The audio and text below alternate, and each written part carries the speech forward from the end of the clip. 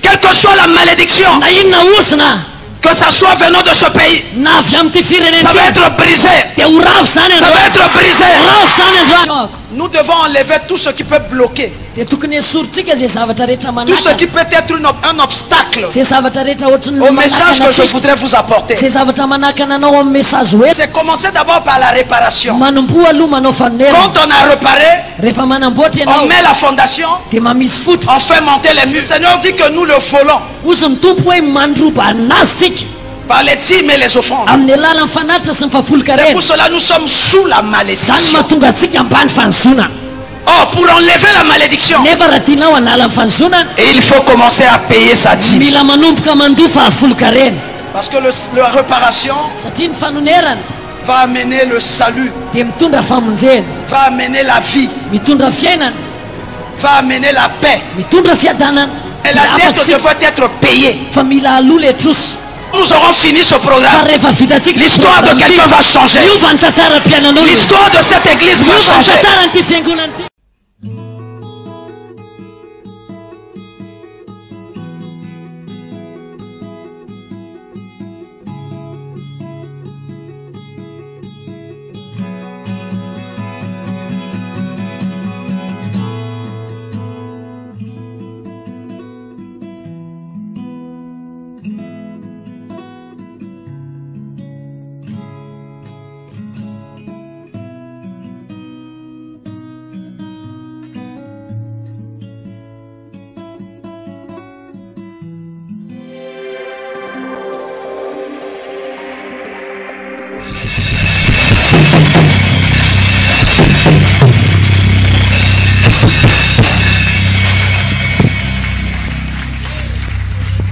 Alléluia. Alléluia, pasteur. Nous sommes très heureux d'être avec vous aujourd'hui, pasteur. Oui, merci pour votre volonté d'être venu ici à Madagascar. Nous vous invitons ici dans notre église, pasteur. Des fois qu'elle était micro. Nous vous invitons ici dans notre église, pasteur. Parce que ce n'est pas parce que vous avez nous invité là à Congo. C'est pas ça, pasteur. Mais je sens bien que vous avez des dons spirituels en vous là. Lorsque nous avons été à Congo-Brazzaville, moi je sens bien que vous êtes un homme de Dieu. Alléluia. Vous avez beaucoup d'humilité, pasteur. Et vous avez aussi un grand amour. Alléluia. Et j'ai déjà parlé avec l'église qu'il y a un pasteur à Congo-Brazzaville qui nous a accueillis. Et nous sommes tellement bien traités là. Nous étions honorés là-bas, pasteur. Je crois que tous les dons, toutes les bénédictions, la grâce qui est en vous, vous pouvez partager aujourd'hui.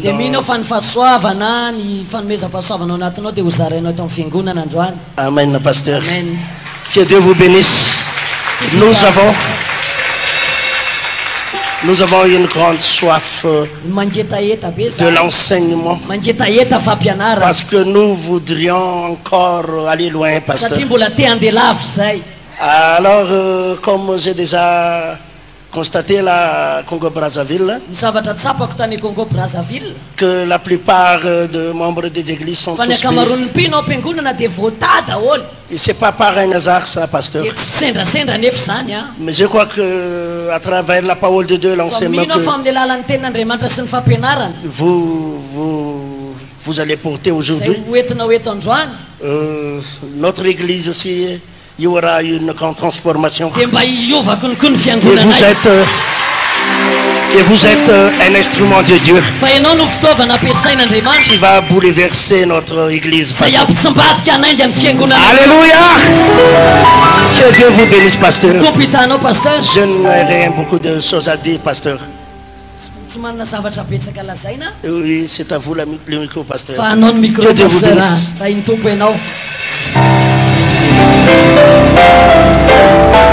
Gloire à Jésus. Mais je voudrais vous dire que vous êtes déjà bénis.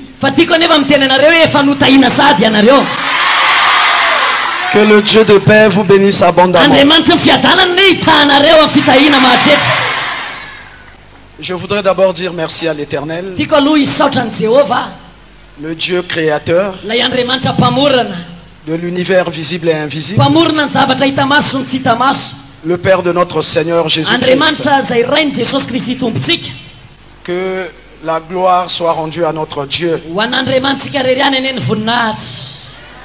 Lui qui par son amour a voulu que je sois là au milieu de vous. Je n'ai rien mérité.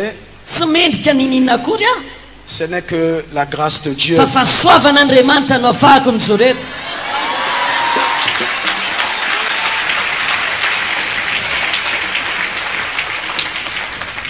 Je voudrais remercier le pasteur Ertine et tous ses collaborateurs. C'est grâce à eux que je suis là au milieu de vous. Je ne vais pas oublier sa chère épouse et toutes les épouses des pasteurs qui ont accepté ma venue dans cette ville et qui sont venus m'accueillir à l'aéroport. Que l'Éternel Dieu vous bénisse.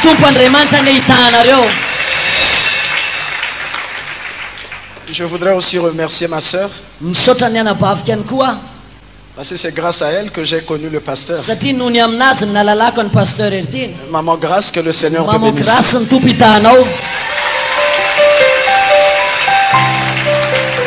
Et je voudrais en même temps remercier tous les autorités présentes en ces lieux. Son Excellence, que le Seigneur vous bénisse.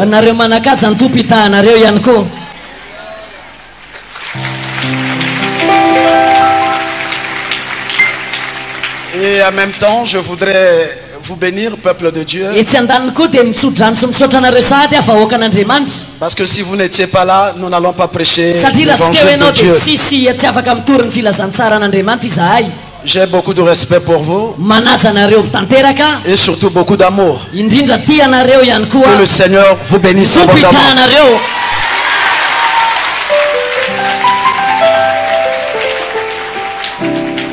Et je voudrais remercier spécialement les chantres. Je n'ai pas entendu ce qu'ils étaient en train de chanter. Mais moi j'ai aimé. Que le Seigneur vous bénisse. Est-ce que nous pouvons les bénir? Est-ce que nous pouvons acclamer pour la chorale? Nous acclamons très fort le Seigneur.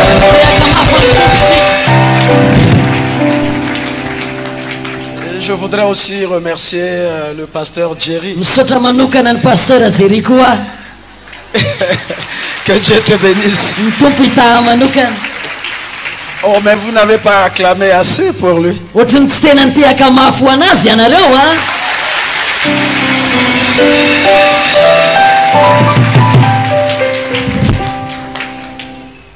Amen. Amen.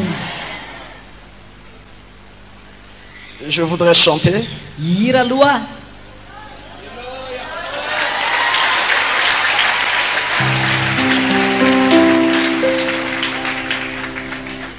Jésus, Tu m'as aimé, ton sang m'a racheté. Gloire à l'agneau de Dieu. Hosanna, amen. Dans la boue, tu m'as tiré. Ton sang m'a purifié. Gloire à l'agneau de Dieu. Hosanna, amen.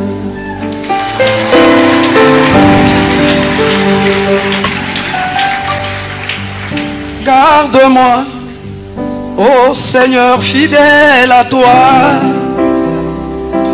Garde-moi, ô Seigneur, fidèle à toi, fidèle à toi. J'ai appris à remporter des victoires à gagner. Ô Seigneur, garde-moi, fidèle à toi. Garde-moi, ô Seigneur, fidèle à toi, fidèle à toi. Garde-moi, ô Seigneur, fidèle à toi, fidèle à toi. J'ai appris à remporter des victoires à gagner. Ô Seigneur, garde-moi, fidèle à toi. Oh, chaque nuit, fidèle à toi. Chaque jour, chaque nuit, Fidèle, oh fidèle à toi. j'ai appris à remporter Des victoires à gagner. Oh Seigneur, garde-moi, fidèle à toi. Éternel Dieu, c'est toi le créateur de toutes choses. C'est toi le maître du temps et des circonstances. C'est toi qui fais toutes choses bonnes à son temps. C'est toi qui es l'alpha et l'oméga de toutes choses. Tu es le premier et le dernier. Tu es le commencement et la fin. Mon âme te bénit en ce jour pour ta présence au milieu de nous. Tu as dit dans ta parole, là où 2 ou 3 sont réunis en mon nom, je suis au milieu de nous. Nous croyons que tu es là. Nous croyons que tu es présent. Le Dieu qui ne dort ni ne sommeille. Toi qui es le même hier, aujourd'hui et éternellement. Reçois l'honneur. Reçois la gloire. Reçois l'élévation. Reçois l'exaltation. Reçois les acclamations de ton peuple. Parce que tu es dit de recevoir les acclamations. Tu es dit de recevoir les acclamations. Nul n'est comparable à toi. Nul n'est égal à toi. Toi qui es le Dieu véritable. Toi qui règnes de génération en génération. Toi qui règnes d'éternité en éternité. Toi qui ton règne n'a point de fin. Je te loue en ce jour, éternel Dieu. Je t'exalte en ce jour, éternel Dieu, pour cette grâce que tu m'accordes d'être là au milieu de ton peuple et de parler de ta part. Mais Père éternel, tu as dit dans ta parole que tout lieu que foulera la plante de mon pied, tu me le donnes en possession. Conforme-moi à ta parole. Je viens prendre possession de ces lieux en profondeur, en longueur, en largeur, en hauteur, au nom de Jésus-Christ de Nazareth. Je viens me lever maintenant contre l'homme fort, la femme forte, contre toutes les puissances de l'ennemi. Je les anéantis tous. Au nom de Jésus-Christ de Nazareth, je viens frapper maintenant d'aveuglement, d'inertie, d'impuissance, toute influence occulte, toute influence démoniaque, au nom de Jésus-Christ de Nazareth, je viens couvrir ces lieux par le sang de Jésus-Christ de Nazareth, que nous soyons maintenant invisibles, invulnérables, inattaquables, irrécupérables contre tout ce qui est des flèches enflammées du diable. Et que ta paix éternelle, Dieu, demeure en ces lieux, dans nos vies et dans nos pensées. Je viens maintenant ramener toute pensée captif à l'obéissance de la parole de Dieu. Éternel Dieu, le temps de vérité vient de sonner. Maintenant, je veux que tu parles. Je reconnais que je suis un homme de lèvres impures. Mais je m'abandonne entre ta main. Je ne voudrais pas parler de moi-même, mais je veux parler de ta part. Je te donne ma vie, ma bouche, mes pensées, tout mon être, que ça soit soumis à toi, à ton autorité, et que la puissance de ton Esprit Saint remplisse ces lieux, et que toi seul tu puisses prendre le contrôle de toutes choses. Règne en ces lieux, domine en ces lieux, au nom de Jésus-Christ de Nazareth. Ainsi j'ai prié avec action de grâce, au nom de Jésus-Christ de Nazareth. Amen. Amen. Nous acclamons très fort le Seigneur. Je vous en prie, vous pouvez vous installer.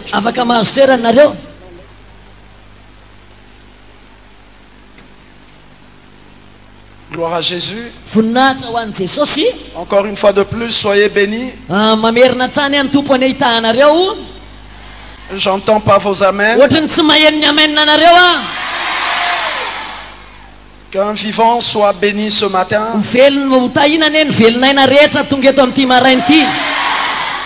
Vous savez, notre Dieu, c'est un Dieu des vivants. C'est pas un Dieu des morts.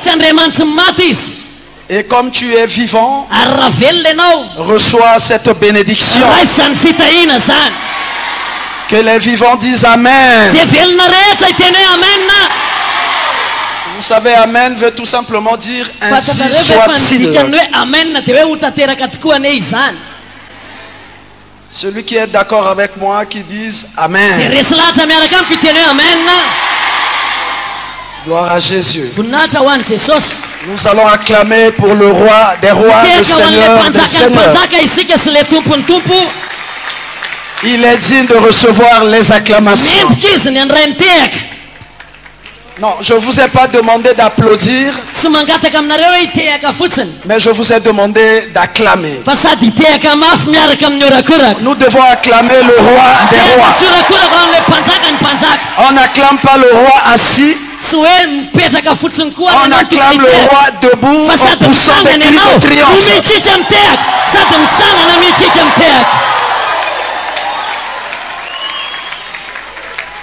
Vous savez, hier nous avons acclamé pour les gens de ce monde. Ils nous ont fait des promesses qui n'ont jamais réalisé. Mais il y a un homme, il s'appelle Fidèle, le fidèle des fidèles. Il y a un homme qui ne peut jamais mentir. Et quand il fait la promesse, il le réalise toujours. Cet homme s'appelle Jésus-Christ de Nazareth. Est-ce qu'un vivant peut acclamer pour Jésus? S'il y a des seigneurs, il est le Seigneur des seigneurs. S'il y a des rois, il est le roi des rois. Est-ce qu'on peut acclamer pour le roi des rois? Est-ce qu'on peut acclamer pour le Seigneur des seigneurs? Est-ce qu'on peut pousser des cris de triomphe pour Jésus?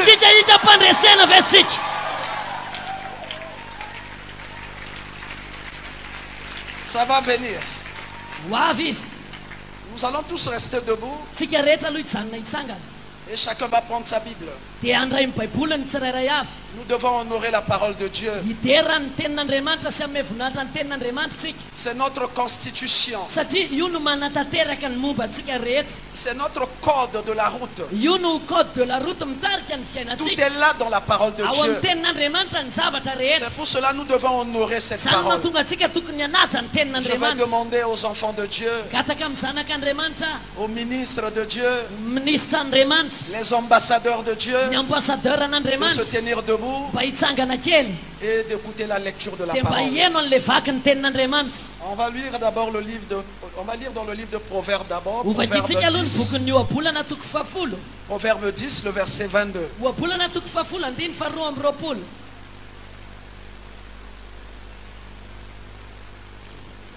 Oui, vas-y. Proverbe 10, 22. Amnenaran Jesus Christi ni fitain Jehova mapana karen artiazan fisasarana pinsan. Amen. Amen. La Bible dit c'est la bénédiction de l'Éternel qui enrichit. Il ne la fait suivre d'aucun chagrin. Amen. Amen. Soyez bénis. Je dis Dieu va bénir quelqu'un ce matin. Je ne sais pas si la personne est présente dans cette salle. Toi qui dis Amen, sois béni. Toi qui dis Amen, sois béni. Toi qui dis Amen, sois béni. Soyez bénis.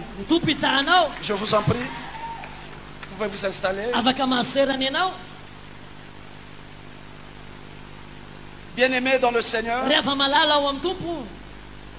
la Bible nous dit, c'est la bénédiction de l'Éternel qui enrichit, qui nous rend encore plus riches. Ça ne se fait suivre d'aucun malheur. Ça ne se fait suivre d'aucun chagrin. La bénédiction de l'Éternel enrichit. La bénédiction qui vient de Dieu, pas qui vient des hommes, qui ne vient pas de la coutume, qui ne vient pas de la magie, qui ne vient pas des occultistes, mais qui vient de l'Éternel, le créateur de l'univers. Le créateur de l'univers. La bénédiction qui vient de lui enrichit. Parce que ce qui vient de Dieu ne peut être détruit par un homme. Quels que soient les temps, quelles que soient les circonstances. Parce que notre Dieu, c'est lui le maître du temps et des circonstances. Si la bénédiction vient de l'Éternel, quels que soient les temps, quelles que soient les difficultés, notre Dieu n'est pas soumis au temps. Le temps ne peut l'influencer. Les circonstances ne peuvent l'influencer. Quel que soit le lieu, quel que soit l'endroit, quand Dieu veut bénir, il bénit. Quand Dieu veut bénir un peuple, il le bénit. Quelle que soit la terre, même si on appelle une terre aride, mais l'Éternel qui bénit est capable de changer la malédiction en bénédiction.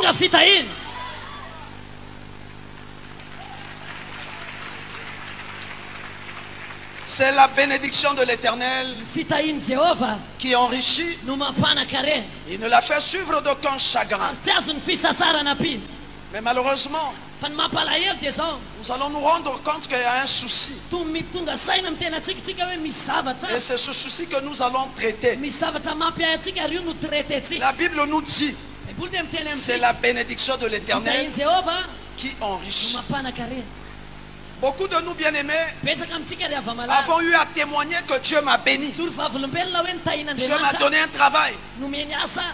Dieu m'a donné des enfants. Dieu m'a donné un mari. Dieu m'a donné une femme. Dieu m'a donné des biens. Et quand Dieu donne, ça veut dire que ça doit s'enrichir. Ça doit se croître. Mais après quelque temps, le témoignage change. Le même Dieu qui hier avait béni, après quelque temps, on dit que ça ne va plus. Avec la même bénédiction qu'on avait témoigné que ça venait de Dieu. Pourquoi cela?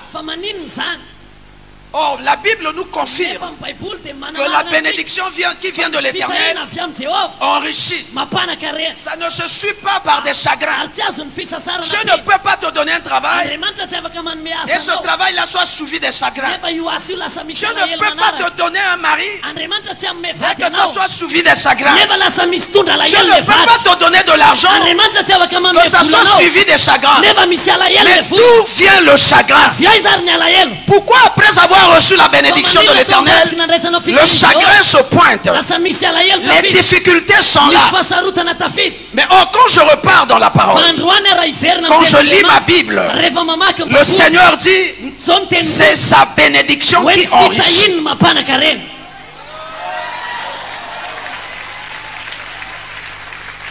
Mais pourquoi le chagrin? Pourquoi?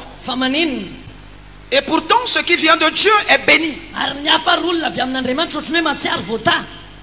La Bible dit Dieu est le même. Hier, aujourd'hui et éternellement. Ça veut dire en lui, il n'y a point d'ombre de variation. Il ne change pas. Quand il te bénit, il te bénit.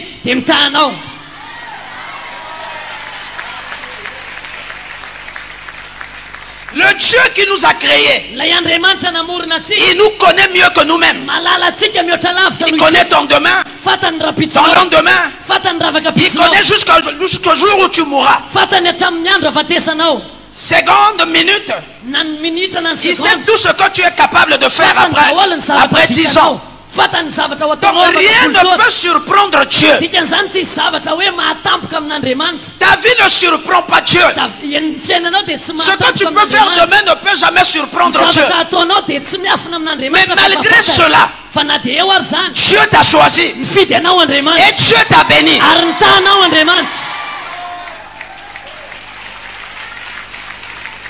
La Bible dit il n'est pas un homme pour mentir, ni fils d'un homme pour se repentir.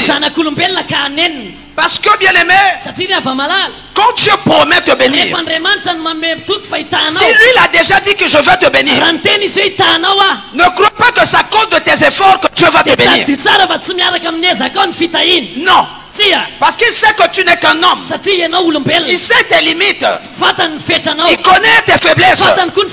Mais s'il a décidé de te bénir, malgré tes faiblesses, malgré tes limites, il le fera. Pourquoi? Parce qu'il n'est pas un homme.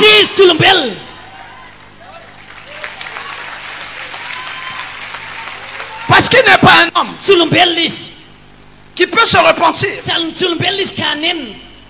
Parce qu'il n'est pas un homme qui peut être surpris.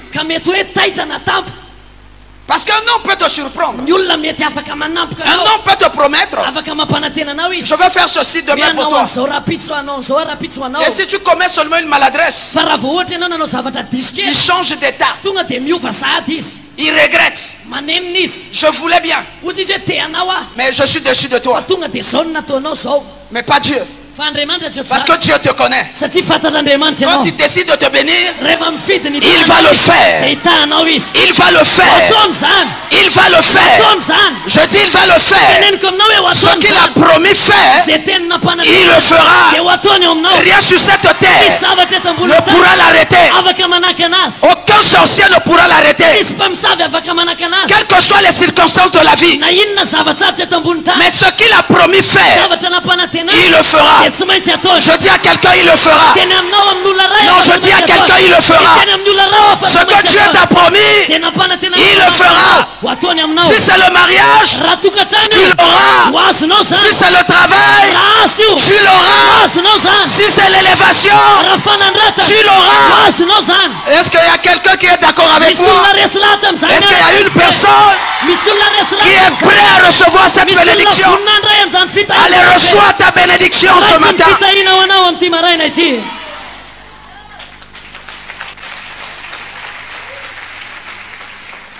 Pourquoi le malheur vient? Pendant que le Seigneur lui-même certifie dans sa parole que c'est sa bénédiction qui enrichit. Cette bénédiction, tu ne l'as pas reçue dans la couture. Ce n'est pas la magie qui t'a offert ce que tu as. C'est l'Éternel. Mais pourquoi tant de malheur? Je vais vous donner des réponses.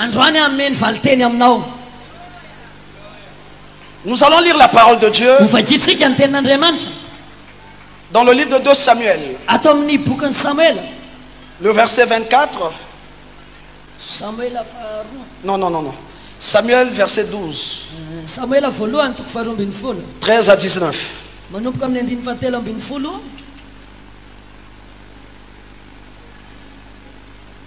Samuel a voalohany toko faharoa ambin'ny folo manomboka amin'ny andiny fahatelo ambin'ny folo hatramin'ny andiny fahasivy ambin'ny folo. 2 Samuel. 2 Samuel. Samuel faharoa 12, 13 à 19. andiny faharoa ambe toko faharoa ambin'ny folo.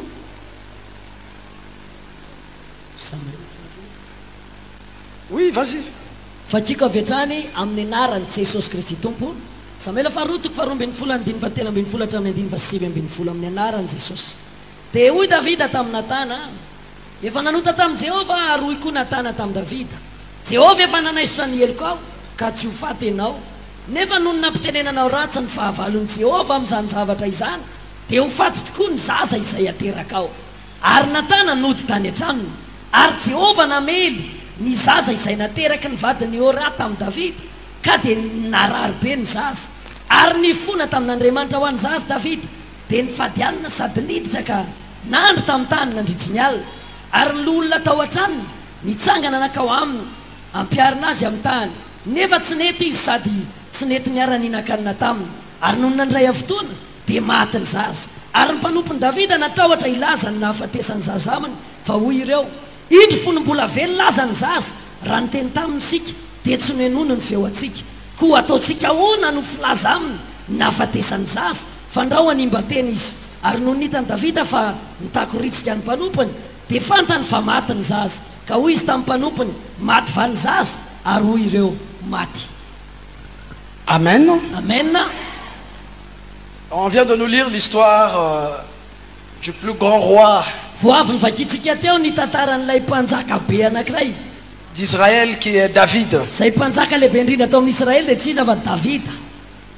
Mais je voudrais d'abord vous rappeler une chose, que cette parole que nous venons de lire, en réalité ce n'est pas de l'histoire. Cette parole est toujours en actualité. Parce que l'histoire, c'est le récit des événements passés. La parole de Dieu pour nous, c'est toujours en actualité. Si tu prends cette parole comme une réalité de ta vie, ça va changer l'histoire de ta vie. Mais si tu écoutes cette parole comme une histoire qu'on est en train de te raconter, tu sortiras de ces lieux mais vide. Moi je voudrais que tu sois béni. Reçois cette parole comme si c'était adressé à toi. Parce qu'en réalité ça s'adresse à toi et moi. Est-ce que quelqu'un peut dire Amen là où il est?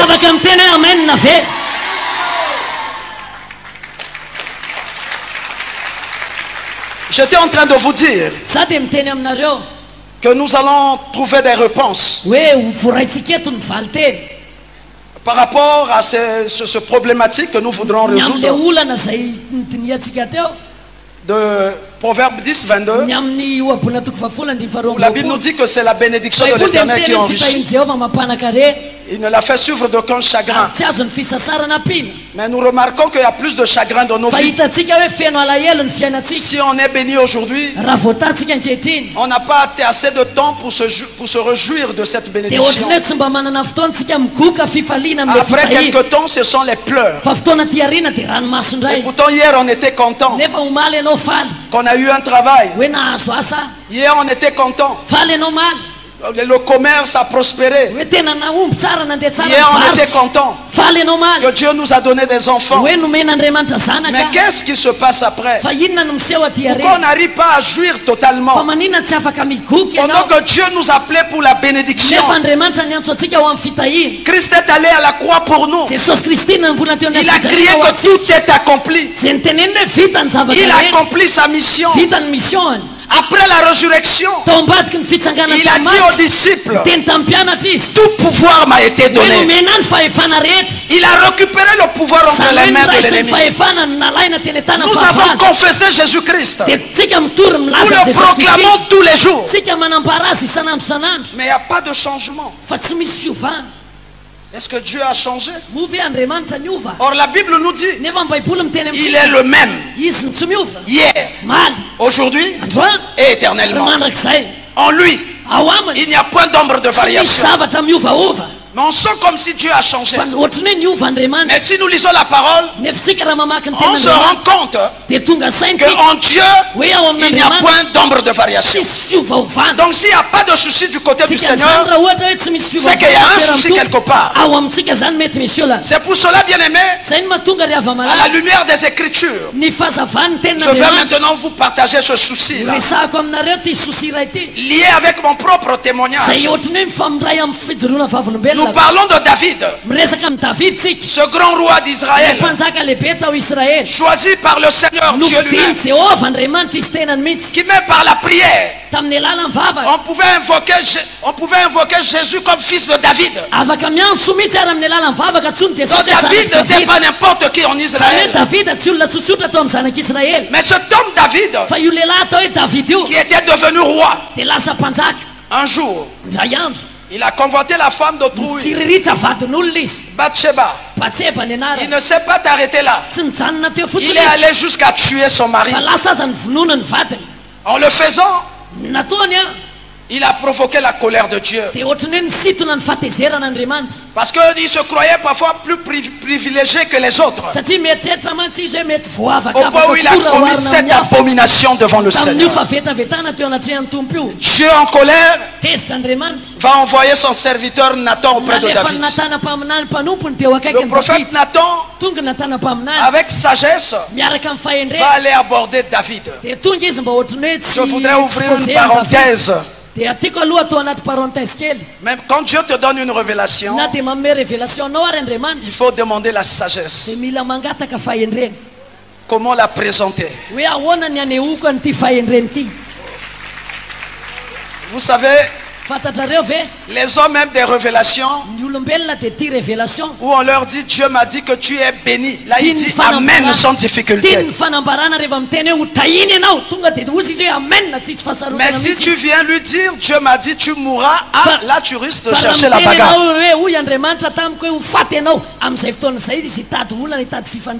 C'est pour cela qu'il y a des révélations où pour les donner, surtout auprès de quelqu'un qui est plus élevé que toi, il faut chercher la sagesse auprès du Seigneur.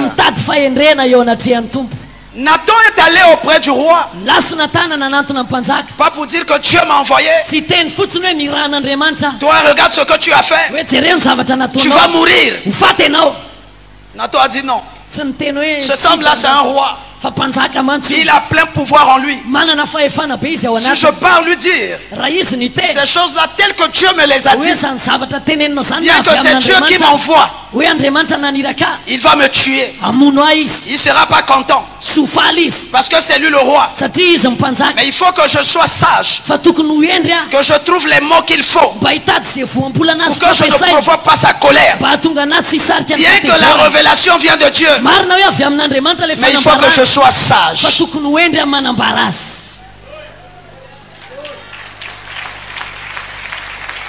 Vous savez, Jean-Baptiste a laissé sa tête à cause de manque de sagesse. Son manque de sagesse ne l'a pas sauvé. Et pourtant c'est lui qui avait baptisé Jésus.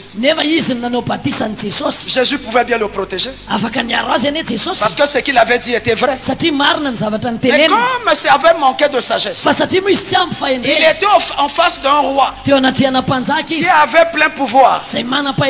Son manque de sagesse a coûté sa tête. Le manque de sagesse, même si c'est la vérité, peut te détruire. Tu as compris? Je referme la parenthèse.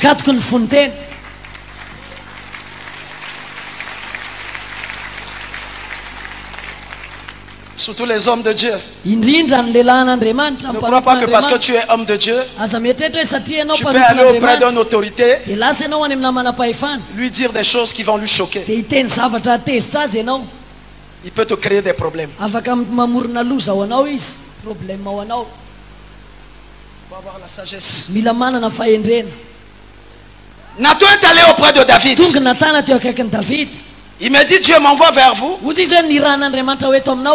Et il passe par un énigme. Il dit à un homme très riche, regardez ce contour-là. Et pourtant il pouvait lui dire directement ce que Dieu lui avait dit. Il n'a pas fait. Il a cherché des mots plus sages. Il a dit, David, roi, Dieu m'envoie vers vous.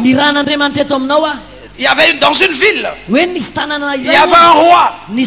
Au fait, il y avait un monsieur très riche qui avait des brebis, qui avait des bœufs. Rien ne lui manquait.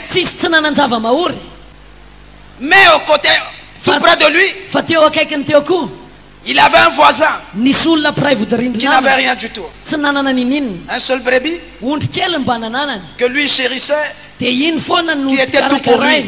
Mais regarde cet homme riche. Va aller prendre seulement la brebis de cet homme qui en avait qu'une seule. Pendant que lui il avait beaucoup de biens. Ah, quand il a dit ça, comme David n'aimait pas l'injustice, bien que lui-même était dans l'injustice, bien que lui-même était dans l'injustice, il s'est mis en colère. Il a dit, celui qui a commis cet acte doit rembourser non une brebis mais 4. D'abord il a commencé, il mourra, et il doit rembourser 4. Il ne savait pas qu'il parlait de lui-même. Il ne savait pas que la sentence était sur lui-même. Et c'est en ce moment-là que le prophète va lui dire, cet homme c'est toi, David.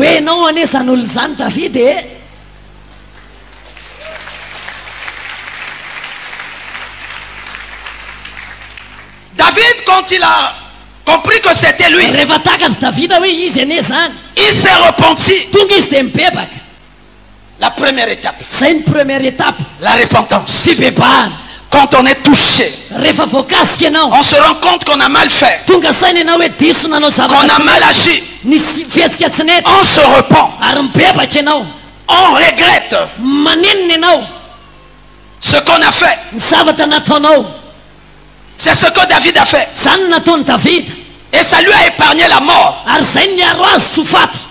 Mais il y avait une autre partie.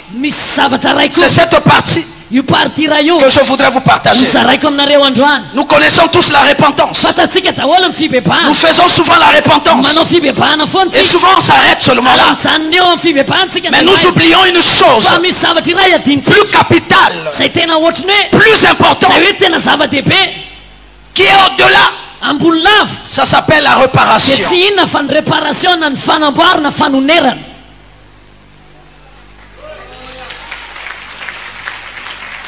David s'est repenti. Mais David a oublié de réparer. Il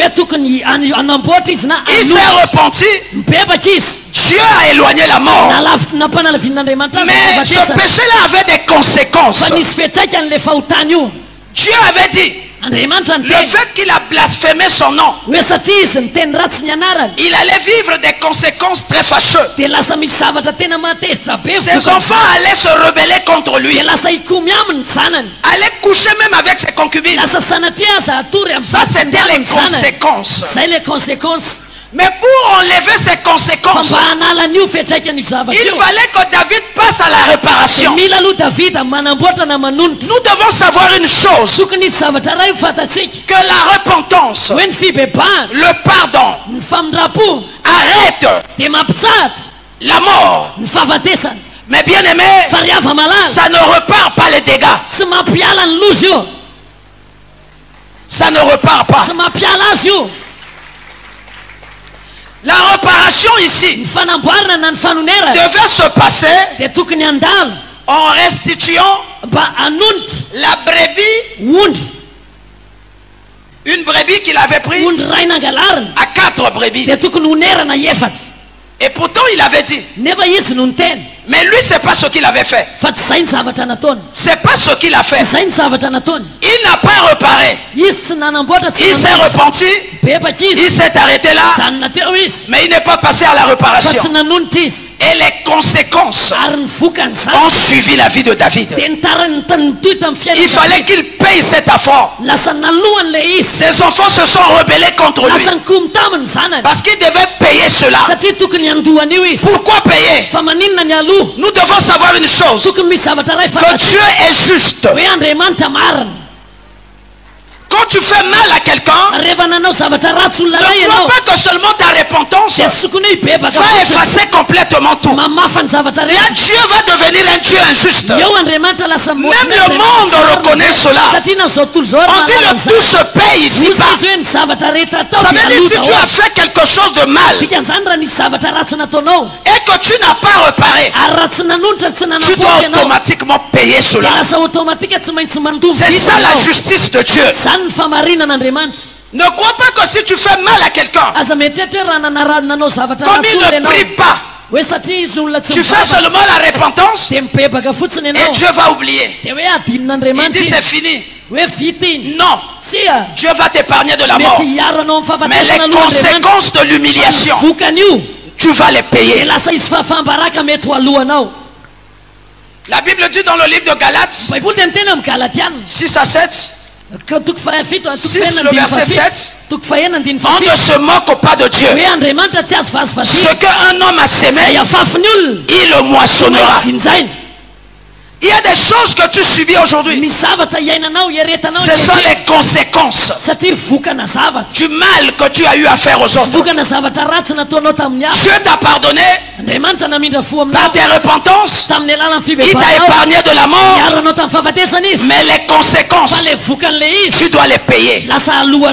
C'est pour cela, pour que bien aimé, tu ne vives pas les conséquences. Il faut passer à la réparation.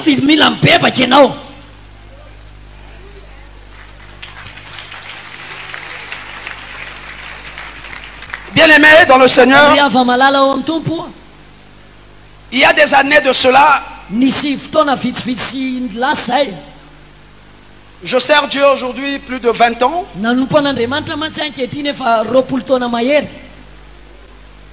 Et là où j'étais, j'ai commencé le pastorat. Je dirigeais une église. Et Il y avait un jeune garçon dans le quartier qui vivait derrière l'église. Lui ne priait pas. Mais il suivait souvent mes prêches. Et un jour, on va le visiter par un voleur. Le voleur va voler son argent. En fait, ses économies. Il était tellement désespéré qu'il a pensé venir à l'église. Venir me voir pour que je prie. Vous savez, souvent quand on a les difficultés, on vient dans la maison du Seigneur. Vous savez, Dieu utilise parfois beaucoup de moyens pour pouvoir nous rapprocher auprès de lui. Chacun de nous a été attiré d'une façon ou d'une autre.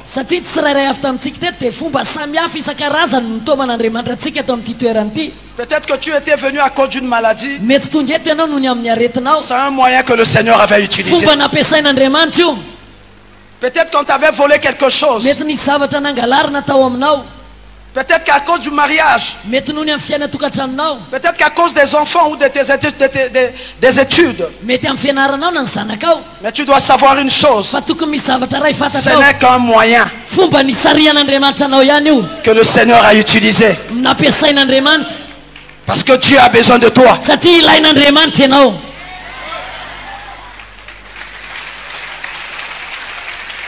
Le Seigneur avait utilisé ce moyen-là. Qu'on vole l'argent de ce frère pour qu'il vienne à l'église. Parce que pour lui, il n'avait pas besoin du Seigneur. Il avait ses économies à lui. Pourquoi aller prier? Dieu a dit, ok, je vais briser ton orgueil. Il va permettre qu'on vole son argent. Et ce frère-là va venir me voir.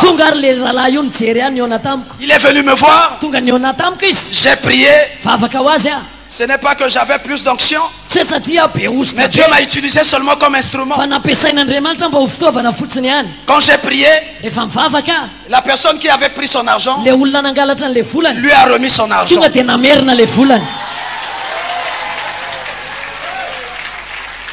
Et ce frère, il récupère son argent. Il a trouvé bon de venir garder cet argent auprès de moi. Il a dit, l'homme de Dieu, je vous fais confiance. Gardez-moi cet argent. Suivez-moi avec attention. Je prends son argent, je garde.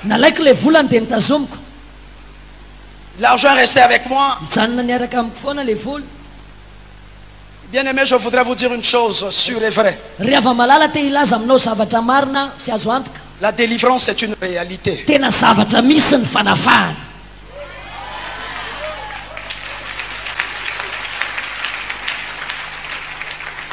Vous savez, moi j'étais pas un enfant turbulent. J'étais pas quelqu'un de malhonnête. Mais or je ne savais pas qu'au-dedans de moi, je portais le sang de quelqu'un qui était très malhonnête, c'était mon père.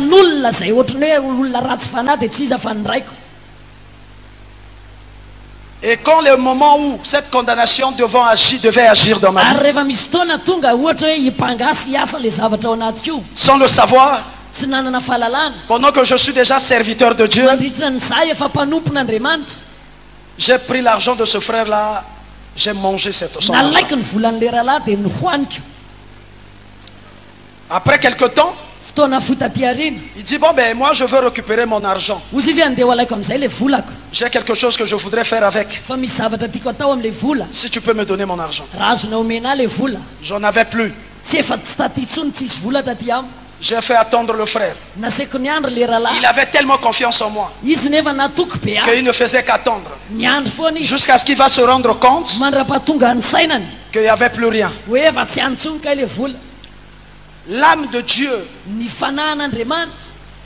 que Dieu a voulu, que Dieu lui-même a gagné, je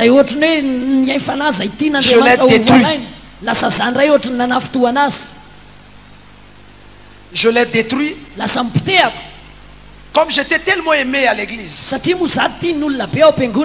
Au point quand il a voulu faire des tapages, personne ne pouvait lui donner raison. On l'a mis de côté. Parce qu'on avait plus besoin de moi que de lui. On ne savait pas que c'était l'âme de Dieu. Il avait plus de valeur. Et ce frère-là a quitté l'église. Il n'a fait que me maudire tous les jours. Écoutez-moi très bien. La malédiction qui a des causes a des effets. C'est quand la malédiction n'a pas de cause qu'il n'y a pas d'effet. Il a commencé à me maudire. Mais moi par contre, après un temps, je me suis rendu compte que j'avais mal agi. J'ai fait la repentance. Beaucoup de repentance. Je pleurais même. Mais ce qui est bizarre, ce qui est compliqué, c'est que dans mes songes, je le rêvais toujours. Il était plus fort que moi. Et pourtant lui priait plus. Et pourtant j'avais fait la repentance. J'avais demandé pardon à Dieu. J'avais pleuré à Dieu. Mais pourquoi il est toujours plus fort? Pourquoi si rien ne va dans ma vie? Et c'est là, bien aimé, en interrogeant le Seigneur, que Dieu va me dire une chose. Il me dit, je suis un Dieu juste. Je suis un Dieu juste. C'est vrai, la repentance, je t'ai épargné de la mort. J'ai écouté ta repentance. Mais tu dois savoir une chose, que mon enfant là, que tu as pris son argent, tous les jours il crie. Ces cris arrivent jusqu'à moi parce que tu lui dois. Parce que tu lui dois. Tant que tu n'auras pas payé cette dette, tu ne seras jamais en paix. Je t'ai pardonné, mais le problème ici, tu dois payer sa dette. Tu dois réparer ce que tu as fait. Parce que je suis un Dieu juste.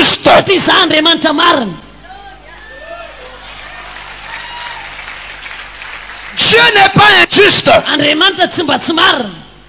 Ne croyez pas que Dieu est d'accord avec nous à chaque fois que nous faisons quelque chose de mal à un frère ou à une soeur. Tu as pris une dette, tu as escroqué quelqu'un. Je crois que tu peux régler ça seulement par la repentance. Je te dis non. Non. La repentance t'épargne de la mort. Jamais des conséquences. Les conséquences, tu dois les payer. Si tu avais pris quelque chose, il faut que tu rembourses.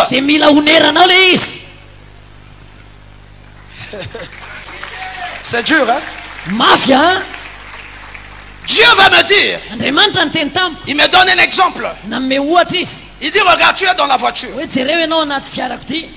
Tu cognes la voiture d'autrui. Il y a accident. Le propriétaire de la voiture va descendre en colère, c'est pas ça? Qu'est-ce que tu vas faire? C'est lui demander pardon, non? Pardon. Et comment vous dites ça en Mialatin.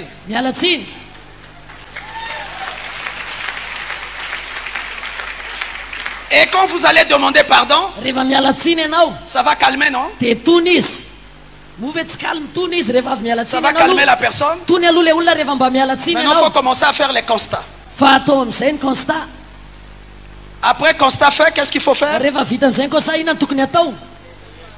faut réparer la voiture. Est-ce que ton pardon peut réparer la voiture d'autrui?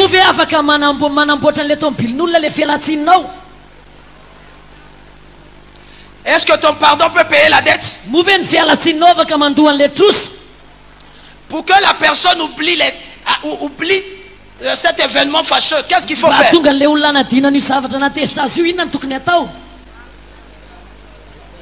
Il faut réparer la voiture d'autrui.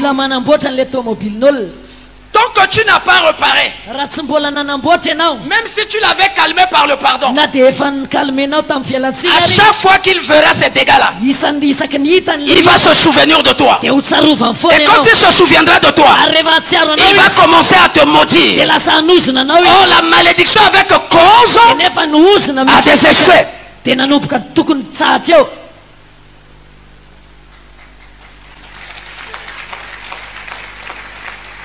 Ce frère-là, à chaque fois qu'il se souvenait que moi je le devais, que j'avais son argent, il me maudissait. Et la malédiction avait des effets sur moi. C'est comme ça que le Seigneur va me dire, pour que tu enlèves cette malédiction, il faut que tu repars. Tu dois réparer. Tu dois payer la dette. Et là, la malédiction n'aura plus d'effet sur toi.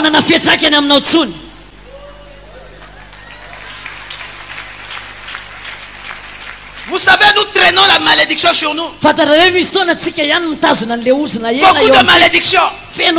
Parfois à cause des dettes. Même dans la maison de Dieu. Par la dîme. Ah, ça c'est une malédiction qui vient de l'Éternel lui-même. La Bible dit vous êtes maudits parce que vous me volez. Ça c'est pas la malédiction qui vient des hommes. Ça ne vient pas de ta famille, mais ça vient de Dieu lui-même. Oh, pour sortir de cette malédiction, il faut passer à la réparation. Donc tu n'as pas réparé, tu vivras sous la malédiction. Tu vivras dans la sécheresse. Quels que soient les efforts, tu n'auras jamais la bénédiction. Mais pour que tu sois béni, il faut la réparation.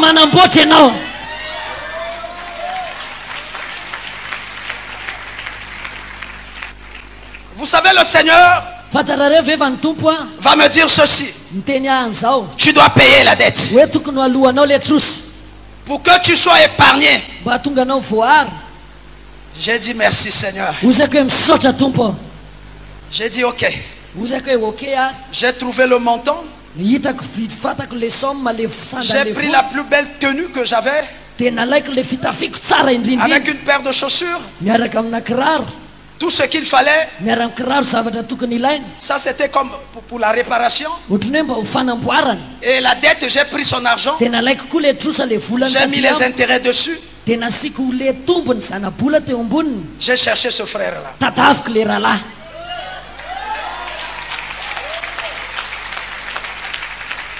Je l'ai appelé. Vous savez, depuis ce jour-là, ce frère-là, pour lui, me reconnaissait plus comme un serviteur de Dieu. Pour lui, j'étais un escroc. Vous savez, nous, hommes de Dieu, nous avons perdu la crédibilité. Ah,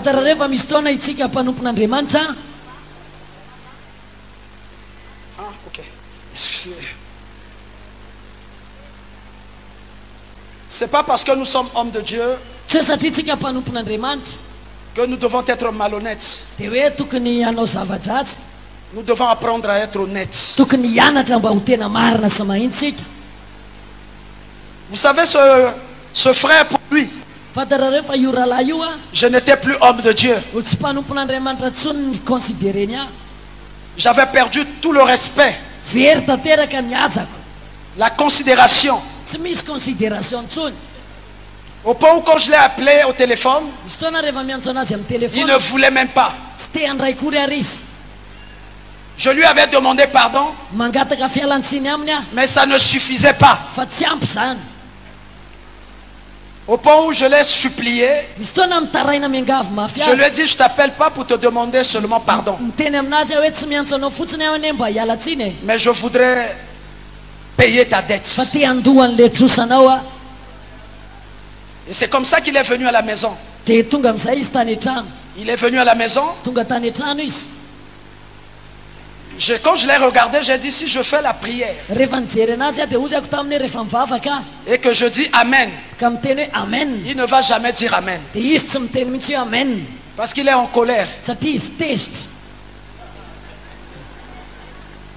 Vous savez, quand on n'aime pas une personne, s'il dit Amen, tu ne diras pas Amen, non?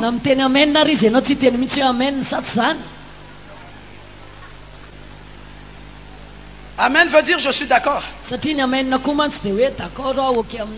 Mais comme je ne suis pas d'accord avec toi, donc je ne vais pas dire Amen.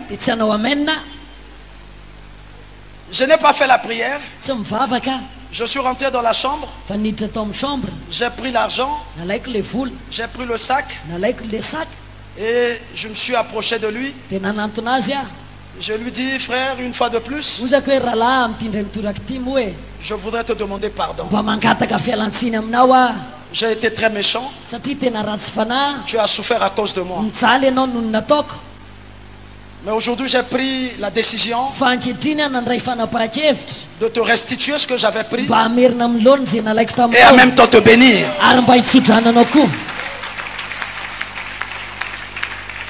Vous savez, j'ai vu les larmes tourner dans ses yeux. Il m'a regardé. Il m'a dit ceci.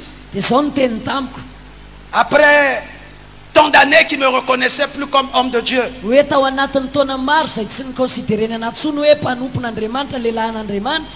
il me dit, prophète,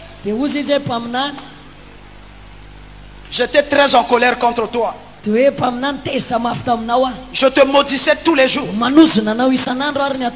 Mais aujourd'hui, pour ce que tu viens de faire, j'annule toutes ces paroles de malédiction sur toi. Je veux dire à quelqu'un ce matin, cet après-midi, que quand tu passes à la réparation, la même bouche qui t'avait maudit va changer la malédiction en bénédiction. Donc je dis à quelqu'un que cette même bouche va commencer à te bénir. Va commencer à te bénir. Lui qui me maudissait à cause de la dette, quand j'ai payé la dette, la même bouche a commencé à me bénir. À me bénir. À me bénir. Je dis à quelqu'un que les mêmes bouches hier qui t'ont maudit vont commencer à te bénir. Oh, j'entends pas vos amens. Mais pour que cette bouche puisse te bénir, il faut passer d'abord par la réparation. Il a été tellement touché qu'il m'a béni ce jour-là. Non seulement il m'a béni, il a pris son téléphone, il a appelé sa famille. Souvenez-vous de l'homme de Dieu que je vous avais parlé, qui avait pris mon argent. Il vient de faire quelque chose d'extraordinaire. Il vient de me bénir. Et c'est en ce moment-là, ses parents qui étaient devenus incrédules. Vous savez, il y a des gens aujourd'hui, bien aimés, dans nos familles, même à l'église, qui sont devenus incrédules à cause de nos actes.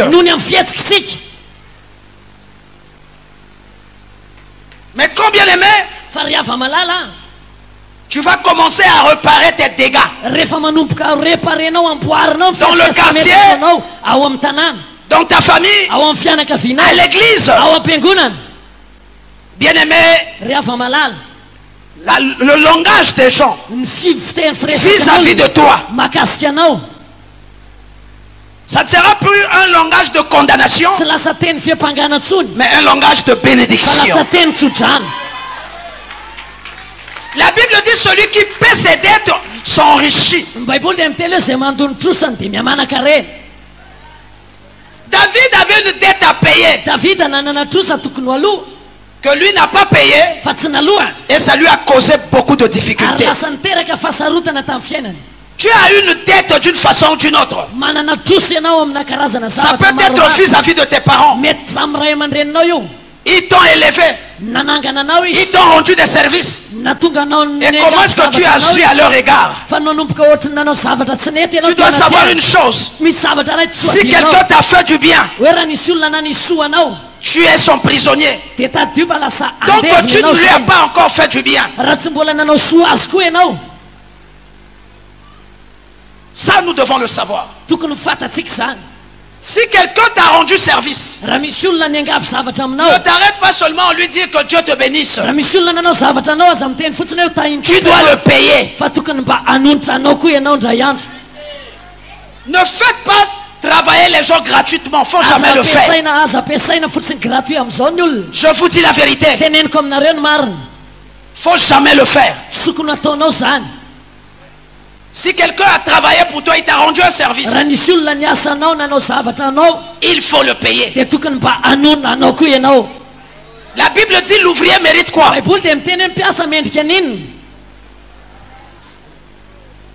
Tu ne peux pas devenir riche sur la tête des autres en profitant des autres. Jamais. Quand la personne va commencer à regretter cela, ça monte jusqu'à Dieu. Pourquoi? Parce que Dieu est juste. Parce que Dieu est juste. Dieu est juste. Nous croyons que Dieu est injuste comme nous. Non. Dans cette salle, tous ces salles,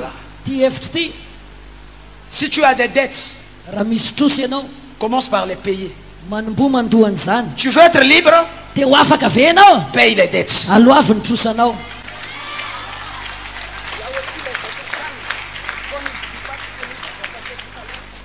Oui, je comprends.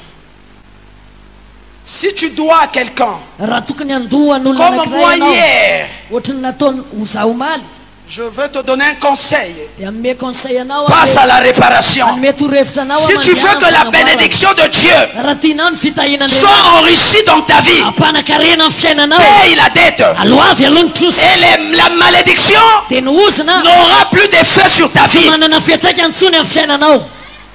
Non, j'entends pas ton amen là où tu es. Qui est prêt à payer ses dettes?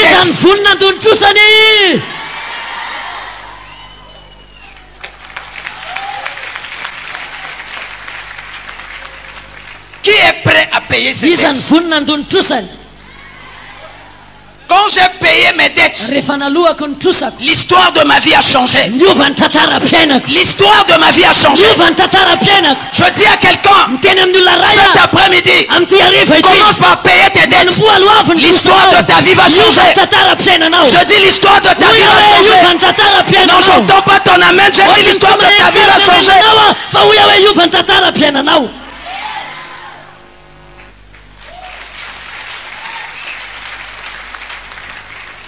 Vous savez, la Bible nous parle d'un homme qui s'appelle Zachée. Qui connaît Zachée? C'était un collecteur d'impôts. Véreux. Mais cet homme-là, un jour, a entendu parler de Jésus, du sauveur du monde, l'homme de Galilée. Il a entendu parler de Jésus. Cet homme qui traînait les foules derrière lui. Or, dans cette ville-là, Zachée avait la renommée. Mais il a entendu parler d'un autre homme qui avait plus de renommée que lui. La renommée, c'était dans l'escroquerie. Mais Jésus, sa renommée, c'était dans le bien. En faisant le bien. En faisant le bien. C'était la différence entre Zachée et Jésus-Christ de Nazareth. Et cet homme Zachée a voulu le voir. Qui est cet homme Jésus? Comme il avait un problème de taille, il a monté sur un sycomore. pour être remarqué par le Seigneur. Et la Bible dit, Jésus l'a vu là où il était. Il a dit, Zachée, de sang, je vais rentrer dans ta maison. Je vais dîner dans ta maison.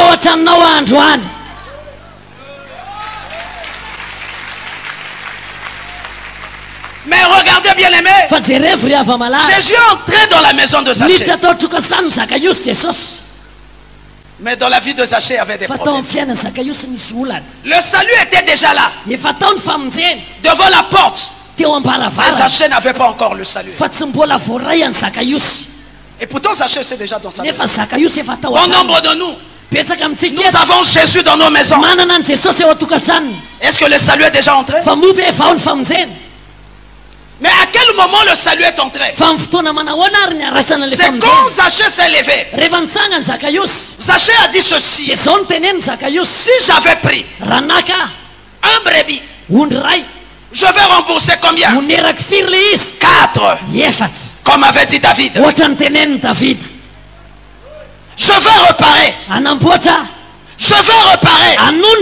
Je voudrais réparer. C'est vrai, tu es entré dans ma maison. Mais je ne voudrais pas que tu t'arrêtes seulement là. Mais je veux que tu me donnes la vie. J'ai besoin du salut. J'ai besoin de la paix. Mais pour que j'ai la paix, je dois réparer avec tous mes accusateurs. Quand tu dois, tu deviens prisonnier de l'accusateur. L'accusateur va s'élever. Le créancier va s'élever. Quand Jésus est rentré dans la maison de Zachée, tous ceux que Zachée avait escroqués se sont levés. Cet homme-là, Jésus, tu rentres dans sa maison, lui ne peut pas avoir la paix. Il nous doit. Donc tu n'as pas reparé avec les dettes, tu n'auras jamais la paix dans ta vie. Même si tu invoques Jésus.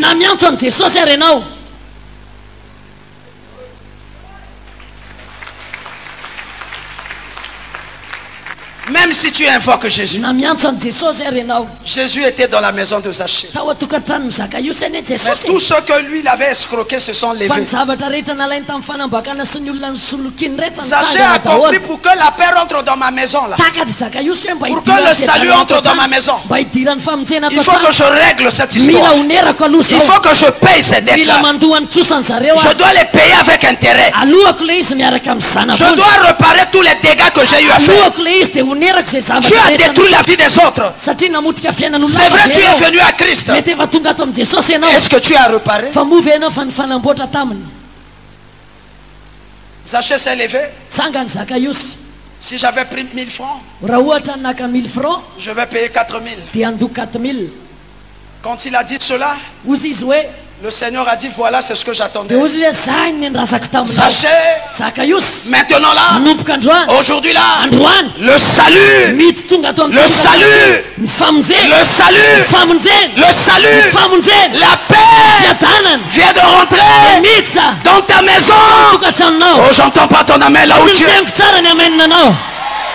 Je croyais entendre un amen puissant. Que les vivants poussent des cris de triomphe. Je veux dire à quelqu'un, quand tu vas payer tes dettes, le salut va rentrer dans tes affaires. Le salut va rentrer dans ton travail. Va rentrer dans ton mariage. Va rentrer dans tes activités. Oh, j'entends pas ton amen. Est-ce qu'il y a un vivant dans cette salle?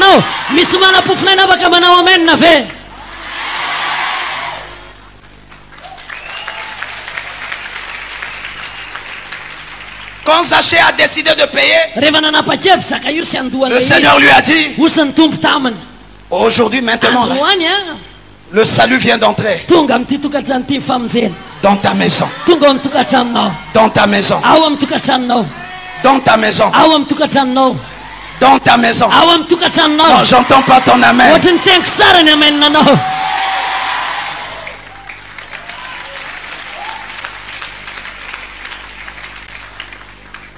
Le Seigneur a dit à Zachée, après la réparation, que le salut vient d'entrer dans ta maison. Tu peux me lire le psaume 85, le verset B et partie 11, partie B. Salam fa dimy am valopolo andiny faraky ambin'ny folo tapany be le tapany ambany amin'ny anarany Jesosy Kristy Tompo. Fahasoavana sy voninahitra no omeny Jehova, tsy hiaro zava-tsoa amin'izay mandeha amin'ny fahitsiny izy. Tu peux reprendre? Averiko ihany. Fahasoavana sy voninahitra no omeny Jehova, tsy hiaro zava-tsoa amin'izay mandeha amin'ny fahitsina izy. Alléluia. Alléluia. La justice et la paix s'embrassent. Miaraka ny famarinana sy ny fiadanana. La justice, ny famarinana qui est Dieu, s'embrasse avec la paix. dia miaraka amin'ny fiadanana. Ça veut dire dikan'izany que Dieu qui est un Dieu juste. Hoe Andriamanitra ilay Andriamanitra marina. Alléluia. Alléluia. Si tu rentres dans sa justice, rehefa miditra amin'ny famarinana ianao, si tu fais ce qui est juste, raha manao ny marina ianao, la paix sera ton partage. dia miditra amin'ny fiainanao la paix dans tes affaires, lasa amin'ny asanao ny fiadanana, la paix dans ta maison, ao amin'ny tokantranonao, la paix dans tes activités, ny asan'ny tananao rehetra, la paix dans la vie de tes enfants, fiadanana ny fiainan zanakao, la paix dans ton ménage, feno fiadanana ny tokantranonao. Parce que Dieu est juste. Satria Andriamanitra dia marina.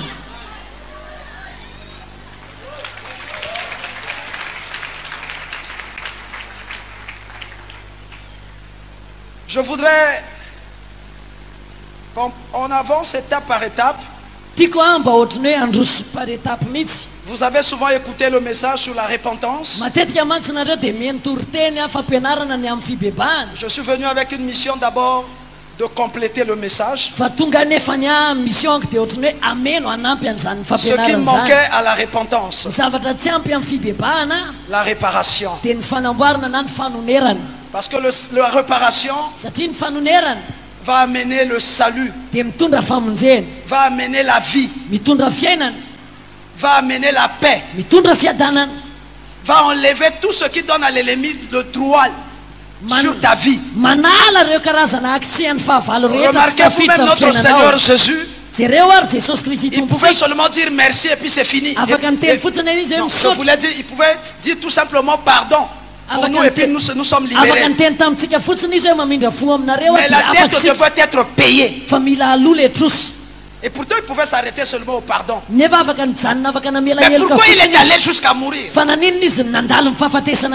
Parce qu'il devait payer la dette. Or le Seigneur dit, celui qui veut me suivre, qu'il porte sa croix. Il a payé la dette spirituelle, ce qui nous condamnait à la mort. Mais tu as des dettes que toi-même tu as contractées, que tu dois payer, et fais que tu les payes.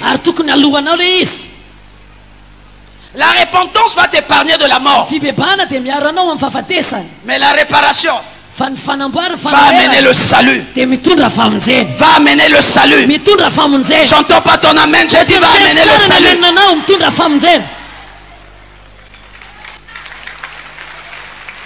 Tu as besoin du salut. Maintenant nous allons procéder à payer les dettes.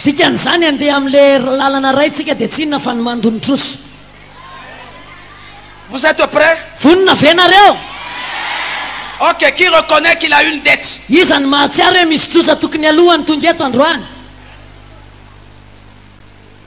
Tu reconnais que tu as une dette. Je ne suis pas en train de parler des dettes spirituelles. Des dettes où tu as emprunté, tu as pris quelque chose que tu n'as pas payé. Qui? Allez, mettez-vous debout.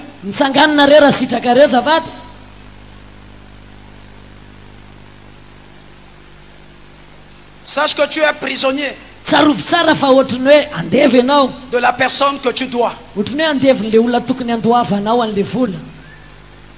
Vous allez prendre cet engagement avec moi de payer les dettes à partir de demain. Restez debout, restez debout. Même maintenant là quand on va finir, si c'est possible, je veux te donner un bon conseil. Paye la dette. Je suis venu avec une mission. Mais pour que la mission soit accomplie, nous devons enlever tout ce qui peut bloquer, tout ce qui peut être un obstacle au message que je voudrais vous apporter. Là je suis tout simplement en train d'introduire le message.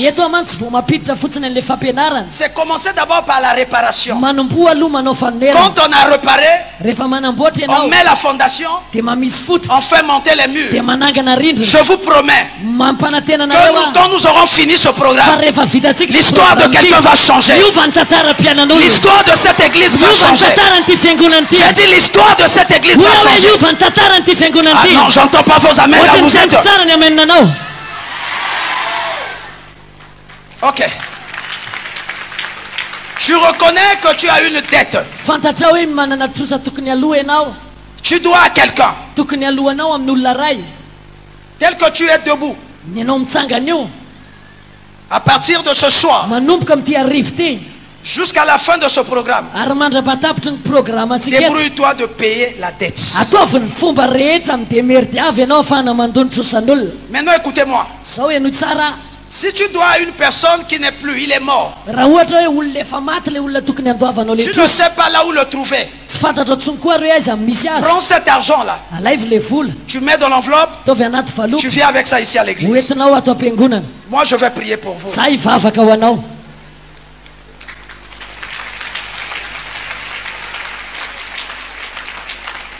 Vous m'avez saisi? Est-ce que vous comprenez? Vous êtes d'accord avec moi? Vous êtes prêts à payer vos dettes? Ok, donc à partir de ce soir, demain je vais commencer à prier pour tous ceux qui ont payé des dettes. Tous ceux qui vont commencer à payer des dettes tous les jours, quand nous allons nous retrouver ici, je vais prier pour vous. Amen. Amen. Restez debout. Je vais prier pour vous. Élevez d'abord vos mains. Éternel Dieu, la Bible dit, vous connaîtrez la vérité et la vérité vous affranchira. Tu as parlé, Seigneur, à tes enfants. Ils ont écouté. Ils ont décidé. Ils ont pris l'engagement de payer leurs dettes. Mais je sais que l'ennemi n'est pas content. Il va créer le raisonnement. Je viens maintenant m'élever par l'autorité de Dieu qui agit en moi. Détruire toute influence contraire, tout vent contraire qui viendra pour annuler cette parole dans la vie de tes enfants. Au nom de Jésus-Christ de Nazareth, au nom de Jésus-Christ de Nazareth, que la puissance et l'onction de payer les dettes soient sur la vie de tes enfants, afin que dès maintenant qu'ils s'engagent à payer, afin qu'ils soient libérés de la main de l'oppresseur, de la main du créancier. Et quand je vais prier, que le miracle puisse les accompagner. Gloire et honneur à toi, au nom de Jésus-Christ. Amen. Amen. Nous acclamons le Seigneur. Vous pouvez vous asseoir. Bien-aimés, nous sommes en train de parler des dettes. La Bible nous dit dans le livre de Malachie, Malachie le chapitre 3 que nous avons l'habitude de lire, qu'on s'est tellement habitué à lire que nous n'avons jamais appréhendé la profondeur qui est dans cette interpellation. Le Seigneur dit que nous le volons par les dîmes et les offrandes. C'est pour cela que nous sommes sous la malédiction. Vous savez, une église qui ne paye pas sa dîme est sous la malédiction de Dieu. Vous pouvez être nombreux, mais si vous êtes sous la malédiction, vous n'allez rien faire d'extraordinaire. Parce que dans la malédiction, il y a la privation. Vous allez fournir tant d'efforts. Vous ne rien gagnez. Parce que vous êtes sous la malédiction. Oh, pour enlever la malédiction, il faut commencer à payer sa dîme. La dîme, c'est le 1/10 de tous tes revenus. Vous connaissez la dîme?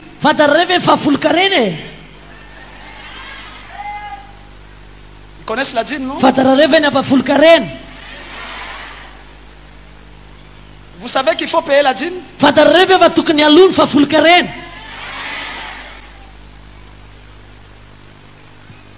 Qui c'est qui doit payer la dîme?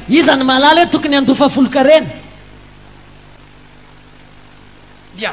Maintenant, qui ne paye pas sa dîme? Bien que tu sais, bien que tu connais la dîme, qui ne paye pas la dîme, il soulève sa main.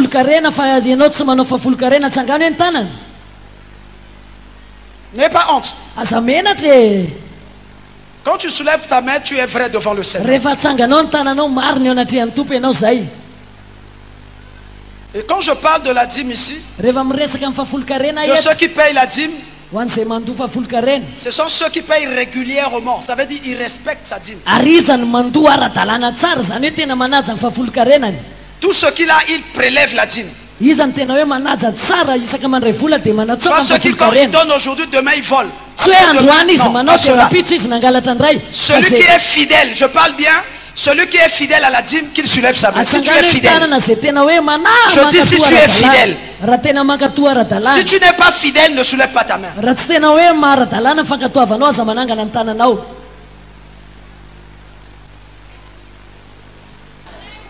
Alléluia. Alléluia. Vous savez, beaucoup de mes frères, ils m'ont dit il y a trop de pauvreté là-bas.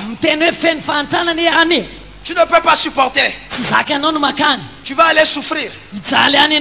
Je dis, moi je connais ce Dieu. C'est un Dieu qui aime des défis. Il est capable de changer la malédiction en bénédiction. Il est capable de changer la malédiction en bénédiction. Je veux dire à quelqu'un cet après-midi, quelle que soit la malédiction, que ça soit venant de ce pays, ça va être brisé. Ça va être brisé. Ça va être brisé. Ça va être brisé. Ça va être brisé. Ça va être brisé. Commence à prier. Dis à Dieu, je brise la malédiction qui est dans ce pays, qui est dans cette ville. Commence à prier. Commence à prier. Quelle que soit la malédiction, que ça soit venant de ce pays, ça va être brisé. Ça va être brisé. Ça va être brisé. Ça va être brisé. Ça va être brisé. Ça va être brisé. Commence à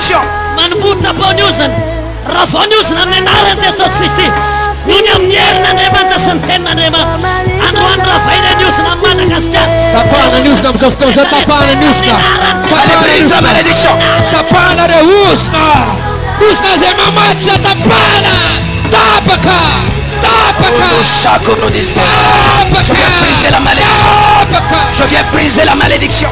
La malédiction, Seigneur, dans cette ville. La malédiction, Seigneur, dans la vie de tes enfants. Je viens briser. Je viens briser. Je viens briser. Je viens briser. Je viens briser. Je viens briser. Je viens briser.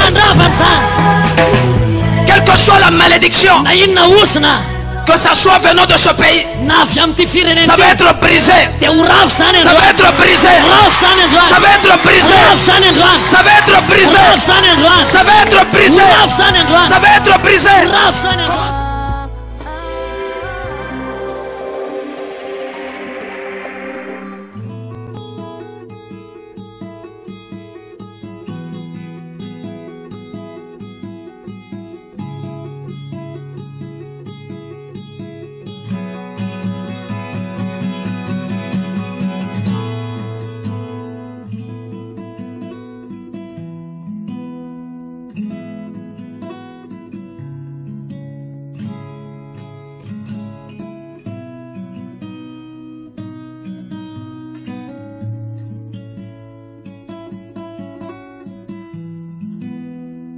que soit la malédiction, que ça soit venant de ce pays, ça va être brisé. Ça va être brisé. Nous devons enlever tout ce qui peut bloquer. Tout ce qui peut être un obstacle au message que je voudrais vous apporter. C'est commencer d'abord par la réparation. Quand on a réparé, on met la fondation, on fait monter les murs. Le Seigneur dit que nous le volons par les dîmes et les offrandes. C'est pour cela que nous sommes sous la malédiction. Oh, pour enlever la malédiction, et il faut commencer à payer sa dîme. Parce que la réparation va amener le salut, va amener la vie, va amener la paix. Et la dette devrait être payée.